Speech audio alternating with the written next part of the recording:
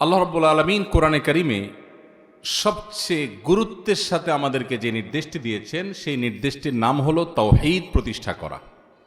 কি প্রতিষ্ঠা করা? তাওহীদ প্রতিষ্ঠা করা। তাওহীদ এমন একটা বিষয়, এই তাওহীদ দিয়েই কিন্তু আমরা মুসলমানরা অন্য সব ধর্মের মানুষ থেকে পার্থক্য হই। অন্য সব ধর্মের মানুষের সাথে মুসলমানদের মূল পার্থক্য, অনেক পার্থক্য আছে, প্রধান এবং মূল পার্থক্য হলো, ব্যবধান হলো, মুসলমানরা তাওহীদে বিশ্বাস করেন, যেই তাওহীদ অন্যান্য ধর্মাবলম্বীদের বিশ্বাসে তাদের কর্মে পাওয়া যায় না। এই যে তাওহীদ, যেটার এত গুরুত্ব, কোরআনে সবচেয়ে বেশি আলোচিত হয়েছে যে বিষয়টি, সেটার নাম তাওহীদ। আদম আলাইহিস সালাম থেকে নিয়ে মুহাম্মদ সাল্লাল্লাহু আলাইহি সাল্লাম পর্যন্ত যত নবী পৃথিবীতে এসেছেন, যত রাসূল পৃথিবীতে এসেছেন, সমস্ত নবী সমস্ত রাসূলের একটা কমন দাওয়াত ছিল, কমন একটা আহ্বান ছিল। সেই আহ্বানটা হলো তাওহীদের পথে মানুষকে আহ্বান করা। এই তাওহীদ বা একত্ববাদ, আল্লাহর সঙ্গে কাউকে শরীক সাব্যস্ত না করা, আল্লাহর সঙ্গে কাউকে পার্টনার সাব্যস্ত না করা, আল্লাহর একত্ববাদকে অন্তরে বিশ্বাস করা, মুখে স্বীকার করা এবং তাওহীদ প্রতিষ্ঠিত হয়, প্রকাশিত হয়, সেইভাবে নিজের কাজকামগুলো করা, এটা হলো মুসলমান হিসাবে আমাদের জীবনের সবচেয়ে বড় এবং সবচেয়ে প্রধান কর্তব্য। ভাইরা আমার, আল্লাহ রাব্বুল আলামিন কোরআনে কারিমে বলেছেন, ওয়ামা আরসালনা মিন ক্বাবলিকা মির রাসূলিন ইল্লা নূহি ইলাইহি আন্নাহু লা ইলাহা ইল্লা আনা ফা'বুদুন। যার অর্থ হলো, আল্লাহ বলছেন, হে রাসূল, আপনার আগে যত রাসূল আমি পাঠিয়েছি, আল্লাহ বলছেন আমাদের রাসূল সাল্লাল্লাহু আলাইহি সাল্লামকে বলছেন, হে রাসূল, আপনার পূর্বে যত নবী রাসূল পৃথিবীতে এসেছেন তাদের সবার কাছে আমি ওহী প্রত্যাদেশ পাঠিয়েছি, নির্দেশ দিয়েছি সবাইকে একটি কমন নির্দেশ। নামাজের নির্দেশের মধ্যে কিন্তু পার্থক্য ছিল, ছিল কি ছিল না? সব নবীর নামাজ কি এক? না।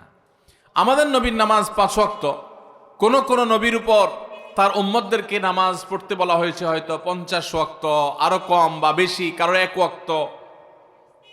কিন্তু মুহাম্মদ সাল্লাল্লাহু আলাইহি ওয়াসাল্লাম তার উম্মতকে 5 ওয়াক্ত নামাজ দেওয়া হয়েছে। তাহলে নামাজ বলেন, রোজা বলেন, হজ বলেন, যাকাত বলেন, সব বিধিবিধান প্রত্যেক নবীর উম্মতদের জন্য আলাদা আলাদা আল্লাহ দেন।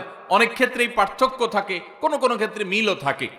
কিন্তু একটা বিষয় আল্লাহ বলছেন, ওয়ামা আরসালনা মিন ক্বাবলিকা মির রাসূলিন ইল্লা নূহি ইলাইহি, হে রাসূল, আপনার পূর্বে যত রাসূল পাঠিয়েছি আমি, সমস্ত রাসূলের কাছে নামাজ, রোজা, হজ, যাকাত এগুলোর বিধিবিধানে পার্থক্য থাকলে কি হবে?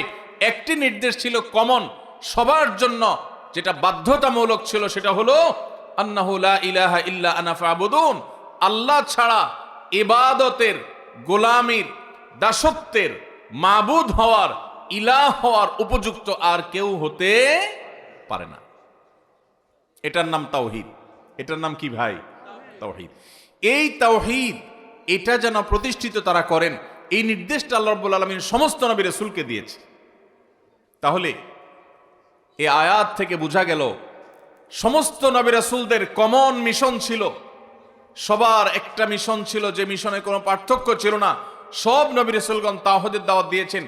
সব নবীরাই বলেছেন, ইয়া আইয়ুহান নাস, হে লোক সকল, হে মানুষ সকল, হে আল্লাহর বান্দারা, কুলু লা ইলাহা ইল্লাল্লাহ তুফলিহু। সমস্ত নবী রাসূলগণের দাওয়াত ছিল, তোমরা সবাই বলো, আল্লাহ ছাড়া কোনো ইলাহ নাই, আল্লাহ ছাড়া কোনো মাবুদ নাই, আল্লাহ ছাড়া কোনো উপাস্য, ইবাদতের উপযুক্ত আর কেউ হতে পারে না। এই দাওয়াতটা আল্লাহ তাআলা সব নবী রাসূলকে কমন দিতে বলেছেন। এর পরের অংশ ভিন্ন। লা ইলাহা ইল্লাল্লাহ সবাই বলেছেন, পরের অংশ কেউ বলেছেন মুহাম্মাদুর রাসূলুল্লাহ, কেউ বলেছেন ঈসা রূহুল্লাহ, কেউ বলেছেন মুসা কালিমুল্লাহ, কেউ বলেছেন আদম সফিউল্লাহ, কেউ বলেছেন ইব্রাহিম খলিলুল্লাহ। এক একজন নবী তার নবুয়তের কথা মানুষকে বলেছেন, তার প্রতি বিশ্বাস এবং ঈমান আনয়নের দাওয়াত দিয়েছেন। যারা মেনেছে তারা সফল হয়েছে, যারা অস্বীকার করেছে তারা আস্থা করে নিক্ষিপ্ত হয়ে গেছে। ঠিক না বে ঠিক? তাহলে ভাইরা, নবী রাসূলদের এই কমন দাওয়াতের কথা যখন জানলাম, তাহলে মুসলমান হিসাবে আমাদের সবার কর্তব্য হলো আমাদের সবচেয়ে বেশি গুরুত্ব দিতে হবে তাওহীদকে। কোনটাকে ভাই? তাওহীদ। তাওহীদে যদি কোনো ভেজাল হয় তার ক্ষমা নাই। আপনারা একটা হাদিস হয়তো শুনে থাকবেন, নবী করিম সাল্লাল্লাহু আলাইহি সাল্লাম বলেছেন, মুসনাদে আহমদে হাদিসটি বর্ণিত হয়েছে, কিয়ামতের ময়দানে বান্দার যত অপরাধ, পাপাচার, গুনাহ, অন্যায়, বিচার, এগুলো সব আল্লাহর দরবারে উঠানো হবে। বান্দার সমস্ত বিচারগুলোকে তিন ভাগে ভাগ করা হবে। তিন ধরনের বিচার আল্লাহ রাব্বুল আলামিনের আদালতে কিয়ামতের দিন হবে। এর মধ্যে কিছু আছে বান্দার হক সংশ্লিষ্ট, কারোর আইল ঠেলেছেন, কারোর লাউটা চুরি করে নিয়ে আসছেন, কারোর জমিটা চান্সে সুযোগ পেয়ে মেরে নিছেন, নিজের নামে করে নিছেন। তারা কেউ দেশে থাকে না, থাকে বিদেশে, এই চান্সে দখল করে নিছেন। আছে না নাই? আছে নাকি তালতলা নাই এরকম মানুষ? আছে। এই যে অন্যের অধিকার নষ্ট, অন্যের সম্পদ দখল করা, ভক্ষণ করা, এটা কি হালাল না হারাম? কেমন হারাম? এটা এমন হারাম, এই কাজটা যদি কেউ করে আর দুনিয়াতে যদি এটা দফা রফা না করে, যারটা খাইছে তারটা তার কাছে ফেরত না দিয়া যায়, তো কিয়ামতের দিন এই রকম অপরাধ যেগুলো করা হয়েছে এইগুলোর বিচার সম্পর্কে আল্লাহ বলবেন, এগুলোর ব্যাপারে আমার কোনো ক্ষমা নাই। এগুলো যারটা সে মেরেছে দুনিয়াতে, এখন আখেরাতে তার সাথে বোঝাপড়া করতে হবে। আর কিয়ামতের দিন বাপ ছেলেকে, ছেলে বাপকে ছাড়বে না, স্বামী স্ত্রী, স্ত্রী স্বামী, কেউ কাউকে ছাড়বে না। আল্লাহ বলেছেন, ইয়াউমা ইয়াফিরুল মারউ মিন আখিহি ওয়া উম্মিহি ওয়া আবিহি ওয়া সাহিবাতিহি ওয়া বানিহি। কিয়ামতের দিন সবাই লিকুল্লি মিনহুম ইয়াউমা ইদিন শা'নুই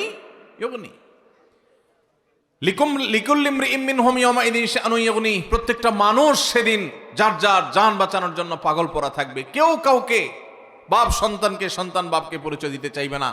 ভয়াবহতা কোন পর্যায়ে গেলে এটা হবে সেটা চিন্তা করা যায়। সেই দিন ওই যে দুনিয়াতে যাদের হক মেরেছেন, কেউ বলবে না ঠিক আছে ভাই মেরেছো, ঠিক আছে মাফ করে দিই। বলবে ঠিক আছে তখন মেরেছো ভালো কথা, এখন আমি তার বিচার চাই। বিচারে কি হবে? আপনার আমল নামা সওয়াব দিয়ে দিবে। ওয়াজ মাহফিলে গেছেন, সওয়াব কামাই করছেন, আরেকজনের আইল ঠেলছেন জমির, আরেকজনের ফসল মেরে দিয়েছেন, আরেকজনের পশুটাকে চান্সে আপনি চুরি করে জবাই করে খেয়ে ফেলেছেন, আপনি কোনোভাবে আরেকজনের হক নষ্ট করেছেন, তাহলে সেক্ষেত্রে আরেকজনের গাছেরটা পেড়ে খেয়ে ফেলছেন, কেউ টের পায় নাই। এই সবগুলোর জন্য আপনার ওয়াজ মাহফিল, আপনার নফল নামাজ, আপনার কোরআন তেলাওয়াত, এমনকি আপনার হজ উমরা, আপনার দান সাদাকা, এই সওয়াবটুকু ওই পাওনাদার যারটা দুনিয়াতে মারছেন আল্লাহ তাকে দিবেন, দিয়া এবার খালি হাতে এই লোকটাকে জাহান্নামে নিক্ষেপ করা হবে। ভাইরা আমার, এই জন্য আর যা করেন মানুষের হক মারবেন না। নামাজ বেশি পড়তে পারেন না, শুধু 5 ওয়াক্ত ফরজ পড়েন, সুন্নতে মুআক্কাদা ওয়াজিব পড়েন, আলহামদুলিল্লাহ যথেষ্ট। আখেরাতে মুক্তির জন্য নফল নামাজ না পড়লেও মুক্তি হতে পারে।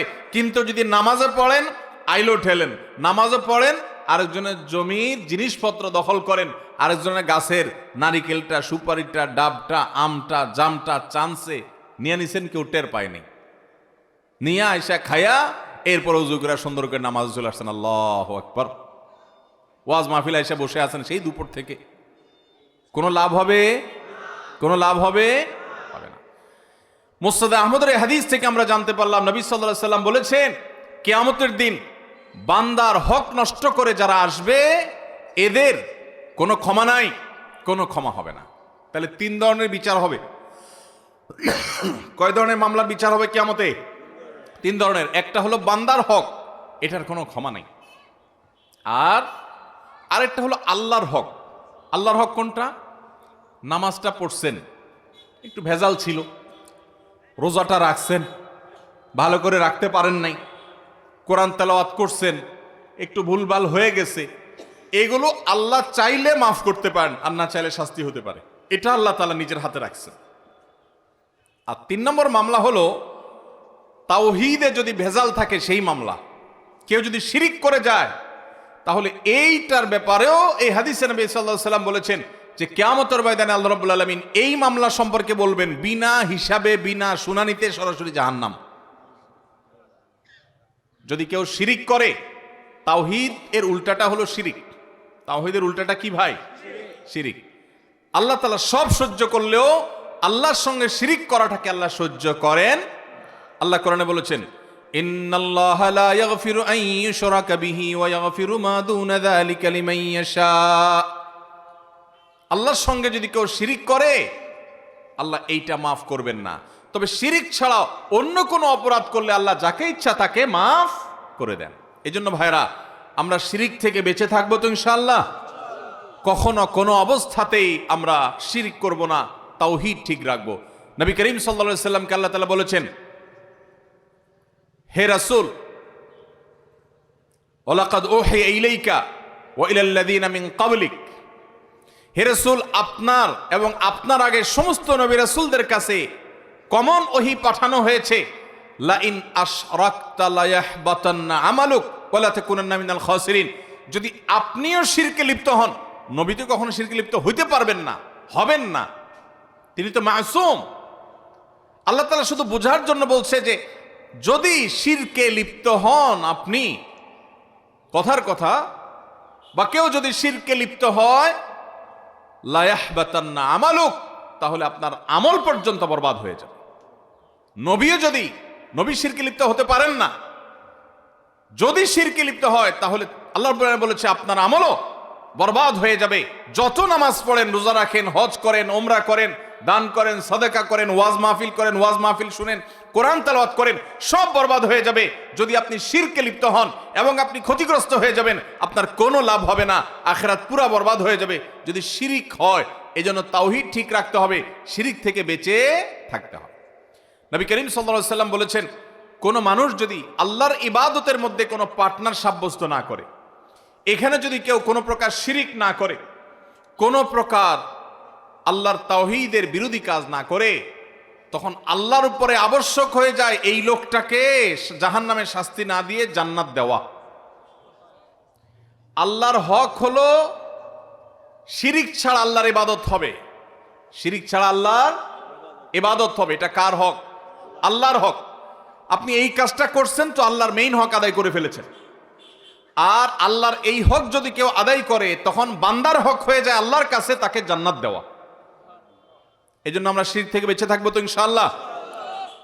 ভাইরা আমার, তাওহীদ এর কথা বলছিলাম যে তাওহীদ হলো আল্লাহর একত্ববাদ প্রতিষ্ঠা করা। আমরা গোলাম কার? আল্লাহর। যদি বলেন যে আল্লাহও লাগে সাথে ইল্লাহও লাগে, শিরিক হলো। কি হলো? শিরকি কথা হলো। ঈমান হয়তো এই ধরনের কথা ডাইরেক্ট চলে যাবে না, কিন্তু কথাটা জঘন্য। আমরা অনেক সময় বলি আগে আল্লাহ পিছে আপনি, মানে আল্লাহ তো আছেই, আবার আপনারও দরকার আছে। আল্লাহর কি ঠেকা আছে কোনো? আল্লাহ ডাইরেক্ট পারে না? পারে কি পারে না? আল্লাহ ডাইরেক্ট দেন না সাধারণত, সেটা ভিন্ন বিষয়, এটা আল্লাহর সিস্টেম। কিন্তু আল্লাহ কোনো কোনো সময় ডাইরেক্ট দেন। পৃথিবীতে বাবা ছাড়া সন্তান হয় না, কিন্তু আল্লাহ তাআলা হইয়ে দেখিয়েছেন না, দেখেন নাই? কে সে? ঈসা আলাইহিস সালাতু ওয়াস সালাম। তাহলে বোঝা গেল ঈমানদার, তাওহীদে বিশ্বাসী ঈমানদার, তিনি ইবাদত করবেন, ইলাহ বানাবেন শুধু কাকে? আল্লাহকে। এই জন্য যখন কসম হবে, এই কসম হবে কার নামে? শুধু আল্লাহর নামে। মায়ের কিরা, বাপের কিরা, দেশের কিরা, 14 গোষ্ঠীর কিরা, মাটির কিরা, তমুকের কিরা, আছে না নাই? কিরা খাওয়া, কসম খাওয়া আছে ব্রাহ্মণবাড়িয়াতে। এগুলো শিরক। মানত হবে কার জন্য? কোন বাবার দরবারের জন্য মানত হবে না। সেজদা হবে কাকে? কেবলার দিকে সেজদা হবে, কিন্তু সেজদা হবে কারে উদ্দেশ্য করে? আল্লাহকে উদ্দেশ্য করে। আমরা নামাজে প্রত্যেক রাকাতে বলি ইয়্যাকা না'বুদু ওয়া ইয়্যাকা নাস্তাঈন। আল্লাহ তোমারই ইবাদত করি আর তোমার কাছেই সাহায্য চাই। আল্লাহু আকবার। ইবাদত করি কার? সাহায্য চাই কার কাছে? এখানে সাহায্য চাওয়া বলতে অলৌকিক সাহায্য চাওয়া, অলৌকিক ক্ষমতা, এটা আল্লাহ ছাড়ার কারণ নাই, তার কাছেই শুধু সাহায্য চাই। আর ইবাদত যখন করব শুধু আল্লাহকেই নিবেদন করব। সেজদা এটা ইবাদত নাকি ইবাদত না? বুঝেন না আপনারা? সেজদা কি ইবাদত না? ইবাদত, বড় ইবাদত। এই সেজদা কাকে হবে? যদি কেউ আল্লাহকেও সেজদা করে মসজিদে গিয়ে, আবার কোন কবরে গিয়েও সেজদা করে, কোন পীর সাহেব জীবিত হোক মৃত হোক ওনাকেও সেজদা করে, এটার নাম শিরক। এটার নাম কি? এই কাজ যদি কেউ করে সে মুশরিক হয়ে যায়, ইসলাম থেকে বের হয়ে যায়। তারে মানুষ মুসলমান মনে করতে পারে, আল্লাহর খাতায় সে মুসলমান থাকে না। কারণ যেই সেজদা সে আল্লাহকে নিবেদন করছে, একই সেজদা সে কবরওয়ালাকে নিবেদন করছে। এইটা আল্লাহ সহ্য করেন না কোরআনে, সেটা আল্লাহ বারবার বলেছে। এই জন্য ভাই, আর কিছু করতে পারেন আর না পারেন, দুইটা জিনিস, এক হলো তাওহীদ ঠিক রাখবেন, শিরিক করবেন না। 2 নম্বর হলো ইবাদত বন্দেগী আল্লাহ যতটুকু তৌফিক দেন, মেন সবগুলো তো অবশ্যই করবেন। এর পাশাপাশি কোন মানুষের হক নষ্ট করবেন না। এই দুইটা জিনিস যদি মাথায় রেখে চলতে পারেন, কোরআন এবং হাদিস পাঠ করার পর আমার ক্ষুদ্র জ্ঞান বলছে, কোরআন এবং হাদিসের একজন ছাত্র হিসেবে আমি আমার কোরআন হাদিসের নলেজের আলোকে নির্যাস আপনাকে বলতে পারি, জান্নাতে যাওয়ার পথে আপনার বড় কোনো বাধা নাই ইনশাআল্লাহ। চেষ্টা করা যাবে না ইনশাআল্লাহ? হে আরশে আজিমের মালিক, আপনি আমাদের সবার তাওহীদটাকে মজবুত করার তৌফিক দান করুন। আমরা যখন আমল করব, রাসূলের সুন্নাত দেখে দেখে আমল করব। আমার নবীজি কিভাবে করেছেন, কিভাবে করতে বলেছেন, আমরা অনুসরণ করি। আমাদের মডেল কে? মুহাম্মদ সাল্লাল্লাহু আলাইহি ওয়াসাল্লাম। আমাদের ইবাদত এটা হবে সুন্নাহ সম্মত, আর আমাদের ঈমান হবে তাওহীদ সম্মত। শিরিক মুক্ত ঈমান, বেদাত মুক্ত আমল, তাওহীদ যুক্ত ঈমান আর সুন্নাহ যুক্ত আমল, এটাই হলো নাজাত এবং আল্লাহর কাছে আখিরাতে মুক্তির মূল মন্ত্র। গোটা কোরআন জুড়ে, নবী সাল্লাল্লাহু আলাইহি ওয়াসাল্লামের হাদিসের বিশাল ভান্ডার জুড়ে এই কথাটাকেই বিভিন্নভাবে বলা হয়েছে। আমি অত্যন্ত সংক্ষেপে অল্প সময়ে ওই নির্দেশটা আজ আপনাদের সামনে তুলে ধরার চেষ্টা করলাম। পুরো গোটা ইসলামের নির্দেশটাই হলো এই, যে আমি বান্দার কোনো হক নষ্ট করব না, আমার ঈমানের মধ্যে ভেজাল ঢুকতে দেব না। আমল বেশি করতে পারি আর না পারি, যেটুকু করব সুন্নত অনুযায়ী করব, বেদাত মন গড়া পদ্ধতিতে করব না। বাপ দাদার 14 গোষ্ঠী কি করছে এটা দেখব না, কোরআন হাদিসে কি আছে সেটা দেখব। ঠিক না বে ঠিক? বাপ দাদার 14 গোষ্ঠী দেখবেন না, কোরআন হাদিস দেখবেন। আপনি যদি আল্লাহর কাছে যাওয়ার পরে ফেরেশতারা যখন আমলনামা খুলবে, হিসাব নিবে, তখন যদি বলে এই তুমি যে এই যে ভেজাল কামটা করছিলে এটা কোথায় পাইছো, যদি বলেন যে আমার বাপ দাদা 14 গোষ্ঠী করছে, মায়ের একটাও নিচে পড়বে? বলবে তোমারে কি বাপ দাদার অনুসরণ করতে বলছে? বাপ দাদা যদি ভুল করে তুমি কি ভুল করবা? ভাইরা আমার, এই ব্রাহ্মণবাড়িয়ার বহু কৃতি সন্তান প্রবাসে থাকেন, তাদের কষ্টার্জিত টাকা রেমিটেন্সের আকার হয়ে আমাদের দেশের অর্থনীতির চাকাকে সচল করে। ঠিক না বে ঠিক? কি কষ্ট প্রবাসীরা করে আমি দেখেছি নিজের চোখে। নিজে ভালো করে খায় না, বাড়িতে একটু টাকা পাঠায়। আমরা তো বসে বসে এখানে মোসা তাও দিয়ে খাই, ঠ্যাঙের উপরে ঠ্যাং তুলে খাই, টোটো কোম্পানির ম্যানেজারই করি, চা দোকানে বসে আড্ডা মারি, কারণ ছেলে বিদেশ থাকে, ভাই বিদেশ থাকে। কত কষ্ট তারা করে এটা আমরা চিন্তা করি না। এই যে ব্রাহ্মণবাড়িয়ার কৃতি সন্তানরা অনেকে প্রবাসে থাকেন, সৌদি আরবে থাকেন, তারা সেখান থেকে রেমিটেন্স পাঠান, সেগুলো দিয়ে আমাদের এই অর্থনীতির চাকা সচল হয়, বিরাট ভূমিকা রাখেন তারা এখানে। বিশেষ করে ব্রাহ্মণবাড়িয়ার লোকজন মিডল ইস্টে, সৌদি আরবে অনেক আছে, প্রচুর পরিমাণে আছে। হয়তো আপনাদের তালতলায়ও আছে, আছে না নাই? বরং ঘরে ঘরে খুঁজলে পাওয়া যাবে। এই যে আমরা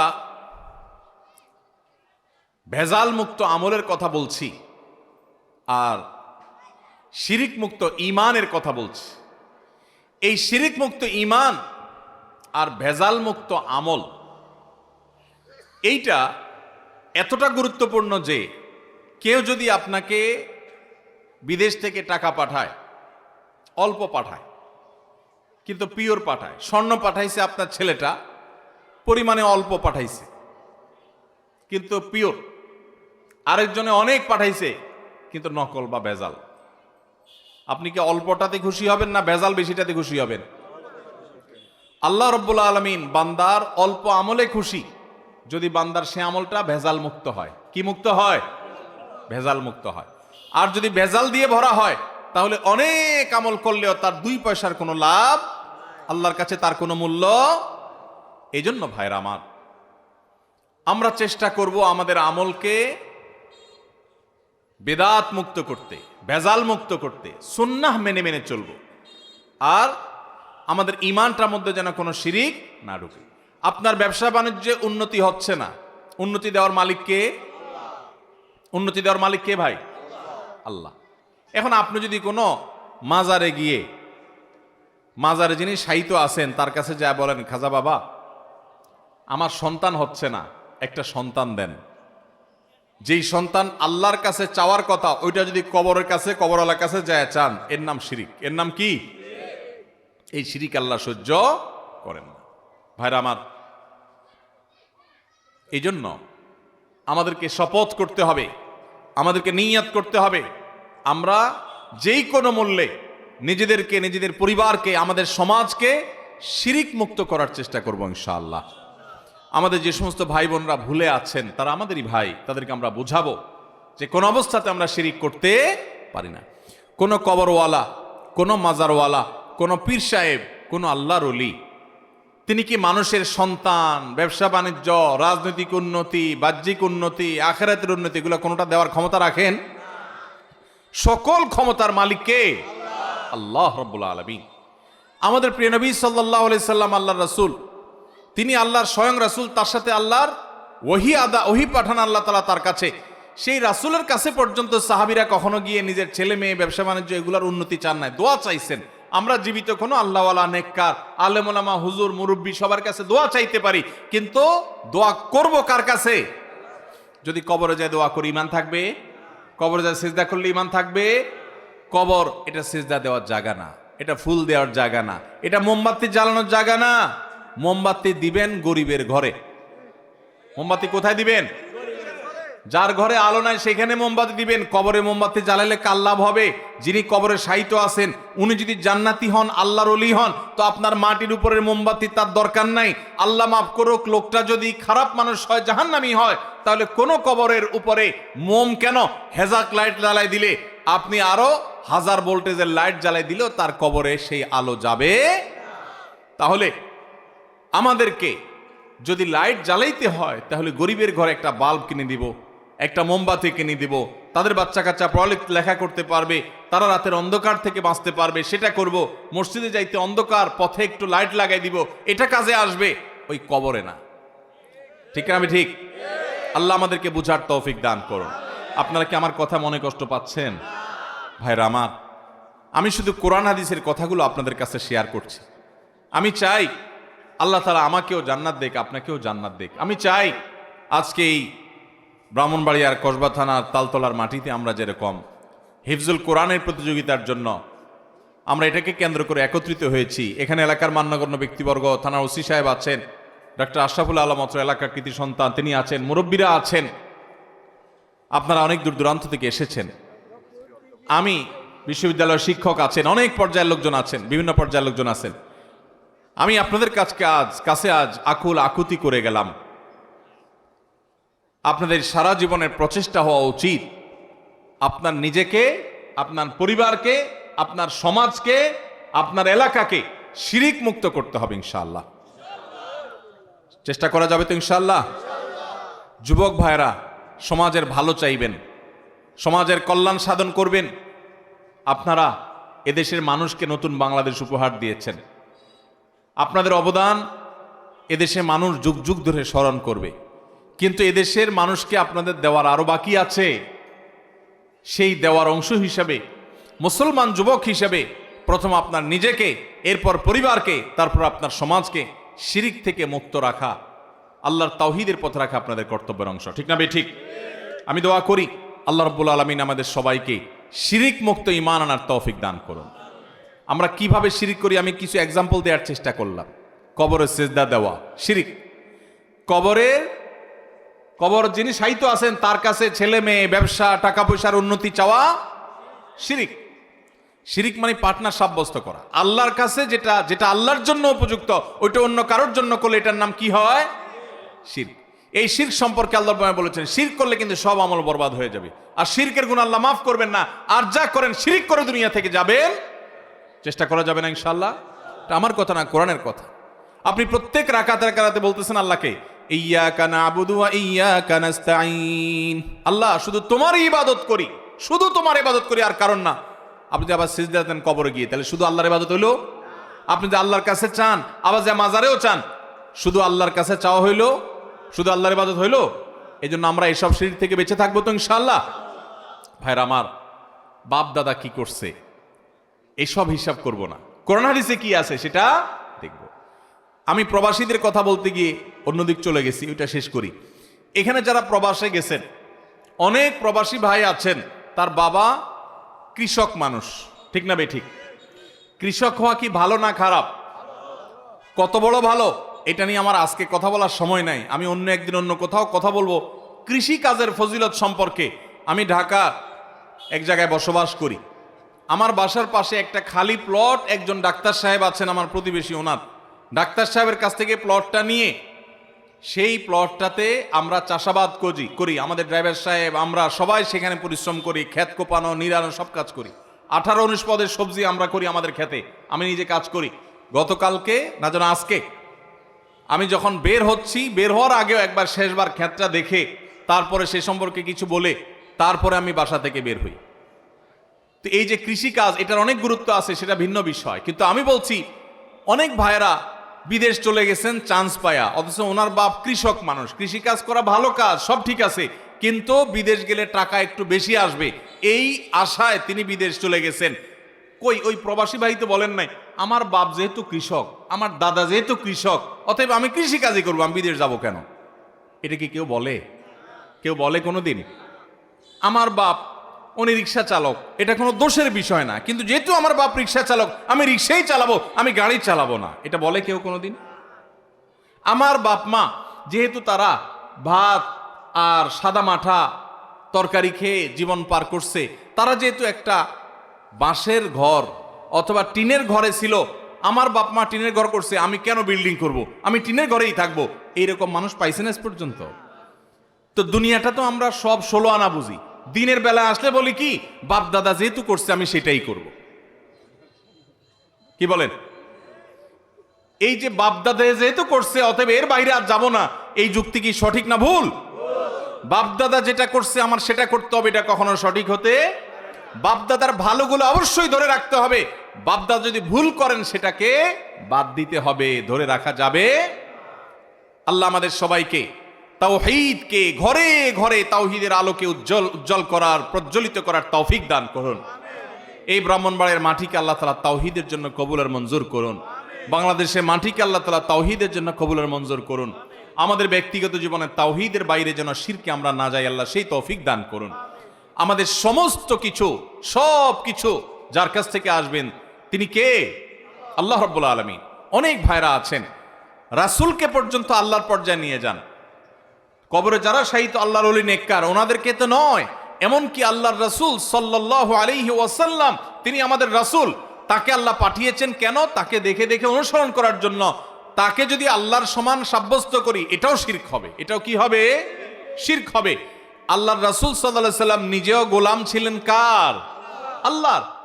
আমরা বলি আশহাদু আল্লা ইলাহা ইল্লাল্লাহ ওয়া আশহাদু আন্না মুহাম্মাদান আবদুহু ওয়া রাসূলুহু। আমরা সাক্ষ্য দিচ্ছি যে আল্লাহ ছাড়া কোনো মাবুদ নাই, আর মুহাম্মদ সাল্লাল্লাহু আলাইহি সাল্লাম আল্লাহর বান্দা এবং তাহলে আল্লাহর গোলাম। মুহাম্মদ সাল্লাল্লাহু আলাইহি সাল্লাম আল্লাহর কি? মুহাম্মদ সাল্লাল্লাহু আলাইহি সাল্লাম তিনি নিজেই বলেছেন যে আমি যদি ওহী জানতাম, আমি যদি আপনার গায়েব জানতাম, তাহলে লাস্তাকসারতু মিনাল খায়র, তাহলে আমার কোনো অসুখ বিসুখ বিপদ আপদ হইতো না। উহুদের যুদ্ধে নবী সাল্লাল্লাহু আলাইহি সাল্লামের গায়ে আঘাত লাগছে না লাগে নাই? উনি যদি উনি যদি গায়েব জানতেন যে ওনার কাছে আঘাত আসবে, তাহলে উনি তো ওখান থেকে সরে যেতেন, ঠিক না বে ঠিক?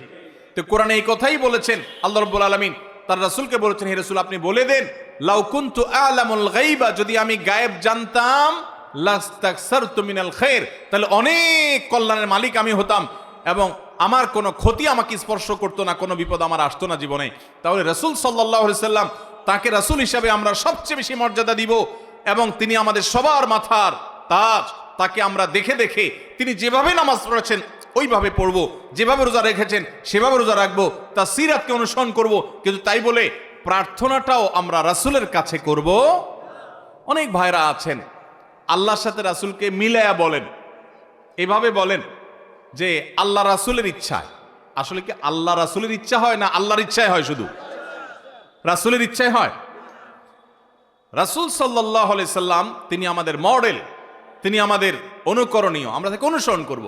কিন্তু চাওয়া পাওয়া, ইবাদত, দাসত্ব, গোলামি, বন্দিগি, এগুলো সব কাকে হবে? শুধু শুধু আল্লাহকে হবে। আল্লাহর সাথে কোনো পীরকে, কোনো কবরকে, কোনো মাজারকে, এমন করে রাসূল সাল্লাল্লাহু আলাইহি সাল্লামকে যদি কেউ মিলায় ফেলা, মিশায় ফেলা, সে মুশরিক হবে, সে ইসলাম থেকে বের হয়ে যাবে। কোরআনে ভাষ্য অনুযায়ী তার আমল বরবাদ হয়ে যাবে। এবং এই অপরাধ করে যদি কেউ ক্ষমা ছাড়া মারা যায়, তার ক্ষমা নাই। আর যদি কেউ ক্ষমা চেয়ে ইস্তেগফার করে তওবা করে মারা যায়, তাহলে আবার ক্ষমা আছে। যারা ইতিপূর্বে তাওহীদ ভঙ্গ করেছেন, শিরক করেছেন, তারা আল্লাহর কাছে মাফ চাইলে আল্লাহ তাআলা মাফ করবেন। এই জন্য আমরা তাওহীদকে সমুন্নত রাখবো তো ইনশাআল্লাহ। বহু মুসলমান আছি আমরা তাওহীদ চর্চা করি, আবার শিরক চর্চা করি। শিরক যদি মিশে যায় তখন সেই তাওহীদ আর তাওহীদ থাকে না। ওটা দেখতে তাওহীদ মনে হয়, আল্লাহর কাছে এটা তাওহীদ আর থাকে না। তাওহীদ মানেই হলো ওয়াহিদ, ওয়াহদানিয়ত, এটা প্রতিষ্ঠা করা, একত্ববাদ প্রতিষ্ঠা করা। বিধায় আমরা শিরক থেকে বেঁচে থাকবো তো ইনশাআল্লাহ। কবর, মাজার কেন্দ্রিক যত রকমের শিরক আছে, এসব অনাচার থেকে আমরা বেঁচে থাকবো তো ইনশাআল্লাহ। আল্লাহ কেন শিরককে এত অপছন্দ করেন? কারণ আল্লাহ চান আল্লাহর বান্দা আল্লাহ ছাড়া কারোর গোলামি করবে না। এটা মানুষের জন্য সম্মানের, গৌরবের যে মানুষ আল্লাহ ছাড়া কারোর গোলামি।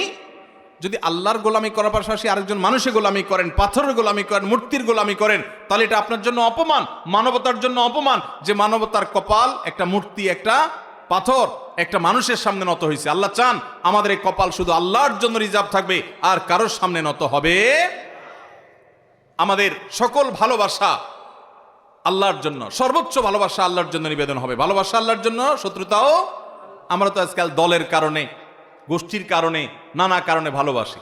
আমরা এক দলের লোক, অতএব আমরা একজন একজনকে ভালোবাসি। ভালোবাসা হবে কিসের খাতিরে? আপনি আল্লাহর বান্দা, আমিও আল্লাহর বান্দা, এই জন্য আপনাকে ভালোবাসি। আপনি আল্লাহর দুশমন, আমি সেজন্য আপনাকে ঘৃণা করি। তাহলে আল্লাহর জন্য ভালোবাসা হবে, ঘৃণাও হবে কার জন্য? আল্লাহর জন্য। আল্লাহ আমাদের সবাইকে এই তাওহীদকে আমাদের জীবনে ঘরে ঘরে সারা জীবন আমল করার তৌফিক দান করুন, প্রতিষ্ঠা করার তৌফিক দান করুন। ভাইরা আমার, এখানে ধরেন আপনাদের এলাকার এমপি সাহেব আসছেন। এখন তো বর্তমানে কোন সংসদ সদস্য নেই, সংসদ ভেঙে দেওয়া হয়েছে। ধরুন সংসদ নির্বাচন হলো, এমপি সাহেব আসছেন। এমপি সাহেব এই মাহফিলে আসার পর এই এলাকার যদি চৌকিদার সাহেব, ওনার জন্য একটা চেয়ার রাখা হয় এমপি সাহেবের মতো, এরকম দুইটা চেয়ার এখানে আছে পাশাপাশি। একটাতে এমপি সাহেবকে বলা হলো এমপি সাহেব বসেন, আরটাতে একজন চৌকিদার সাহেবকে এনে বসানো হলো। দুইটা ফুলের মালা আনা হলো, একটা এমপি সাহেবের গলায় দেওয়া হলো, একটা চৌকিদার সাহেবের গলায় দেওয়া হলো। এমপি সাহেবের যা যা সম্মান দেওয়া হলো তা সম্মান চৌকিদার সাহেবকে দেওয়া হলো। দুইটা ক্রেস্ট আনা হলো, সমান সমান দেওয়া হলো। এই কাজটার পর এমপি সাহেবের কাছে কেমন লাগবে? এমপি সাহেব খুব খুশি হয়ে যাবে না যে আপনারা এত উদার মানুষ?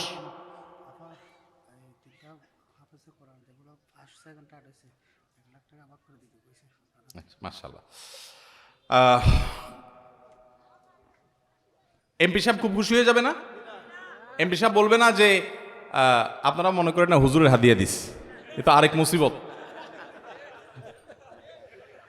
এইটা হলো এই মাহফিলের যে আয়োজক, এই মাহফিল তো না, কোরআন কম্পিটিশনের যে আয়োজক এবং অত্র এলাকার যে কৃতি সন্তান জনাব খাদিজা আক্তার শেফালি, জিতু ভূঁইয়ার মেয়ে, তিনি এই টাকাটা পাঠিয়েছেন তার বাসার লোকজনদেরকে দিয়ে যে আমাদের এখানে কোরআন কম্পিটিশনে যে হাফেজ ছাত্ররা ফার্স্ট সেকেন্ড থার্ড হয়েছে তাদের 3 জনের জন্য 1 লক্ষ টাকা পুরস্কার। আলহামদুলিল্লাহ। আমি কর্তৃপক্ষকে বলবো আমাদের সেই হাফেজ কোরআনের সেই পাখিদেরকে ডেকে এটা তাদের 33,000 করে কত করে ভাগে পড়ে তাদেরকে একটু ভাগ করে দেন মেহরবানি করে। আর না হলে 33,000 করে দেওয়া উচিত হবে না, প্রথম পুরস্কারটা তো বাড়ায় দেওয়া উচিত। কি বলেন? আপনারাই ভাগ করেন, কি বলেন? প্রথম পুরস্কারটা বেশি দেওয়া লাগে না? প্রথমটা কত দেওয়া যায় বলেন? ভোট দেন আপনারা। 40, তাহলে প্রথমটা 40 থাকুক আর সেকেন্ড থার্ড 30-30 থাকুক, ঠিক আছে না? দেন একটু ভাগ করে দেন, আর ছেলেগুলো আসুক, আমরা তাদেরকে পুরস্কার দেবো আলহামদুলিল্লাহ।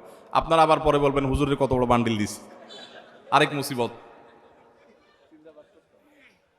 যাই হোক ভাই, আমি যেটা বলছিলাম, একটা চেয়ার এমপি সাহেবের, একটা চৌকিদার সাহেবকে রাখা হয়েছে, ফুলের মালাও সমান, ক্রেস্টও সমান, সবই সমান। এমপি সাহেব খুব খুশি হয়ে যাবে না? এমপি সাহেব বলবে যে আপনাদের মনটা এত বড়, আপনারা আমাকে যে সম্মান দিলেন চৌকিদার সাহেবরা একই সম্মান দিলেন, এটা বলবে? এমপি সাহেব ওই অনুষ্ঠান থেকে সবচেয়ে রাগান্বিত হয়ে যাবেন, ঠিক না ঠিক? কেন রাগান্বিত হবেন? কারণ শিরিক করা হয়েছে। কি করা হয়েছে? এমপি সাহেবের সাথে শিরিক করা হয়েছে। যদি এমপি সাহেবের চেয়ারটা একটু ছোট হয়, ফুলের মালাটা একটু ছোট হয়, ক্রেসটা একটু খারাপ হয়, তাহলে তিনি মনে কষ্ট পাবেন। এত রাগ হবেন না যত রাগ হবে ওই চৌকিদাররা আর ওনারে এক জায়গায় করলে, ঠিক না ঠিক? অথচ এমপি সাহেব মানুষ, চৌকিদার সাহেব হতে পারে, চৌকিদার সাহেব এমপি সাহেবের আগে জান্নাতে যাবে, হতে পারে কি পারে না? এরপরও এমপি সাহেব এটাকে এত মাইন্ড করবে, এত কষ্ট পাবে। তাহলে এবার বুঝেন, যেই সেজদা আপনি আল্লাহকে দিচ্ছেন ওইটা যদি আপনি কবরে যায় দেন, যে দোয়া আল্লাহর কাছে করছেন ওইটাই যদি আপনার আল্লাহর গোলামের কাছে করেন, তার আল্লাহর এটাকে আল্লাহর জন্য এটা সম্মানের না অপমানের? আল্লাহকে অপমান করা যায় না, কিন্তু এইটা আল্লাহর শানে বেয়াদবি কি না বলেন? এটা কি আল্লাহ সহ্য করার কথা? এজন্য শিরিক কখনো আল্লাহ সহ্য করবেন না। আল্লাহ আমাদের ভাই বোনদেরকে তাওহীদ বুঝার তৌফিক দান করুন, তাদেরকে আল্লাহ তাআলা শিরক থেকে মুক্ত থাকার তৌফিক নসিব করুন। ভাইরা আমার, এই সংক্ষিপ্ত কথা সামারি আমি এক লাইনে শেষ করছি।